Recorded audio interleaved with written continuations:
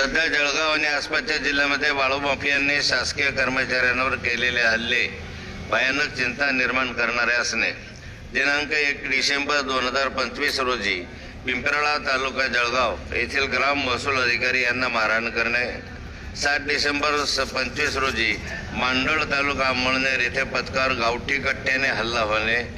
या ठिकाणी नंतर पिंपराळा तालुक्याला 1 डिसेंबरला झालेला हल्ला, घोडदे तालुका बडगाव इथं 24 जून 25ला झालेला हल्ला, पुरा तालुका मुक्ताईनगर इथे 16 जानेवारी 25ला झालेले हल्ले, 16 जानेवारी 25ला अंतुर्ली तालुका पाचोरा इथे ट्रॅक्टर खाली चिरडून मारण्याचा केलेला प्रयत्न, तालुका धरणगाव इथे कट्ट्याने मारहाण करणे, महेंदळे तालुका बडगाव इथे हे करणे आणि कोतवाल ऐरण या ठिकाणी गावठी कट्ट्याने हल्ला होणे.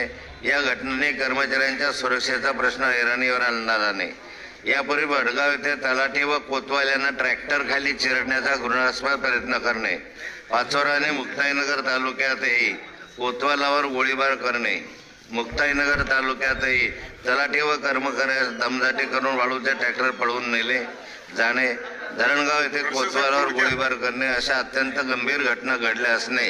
या सर्व घटनांमध्ये संघटित वाळू माफियांचा कायद्याचा धाक राहिला नाही स्पष्ट होणे.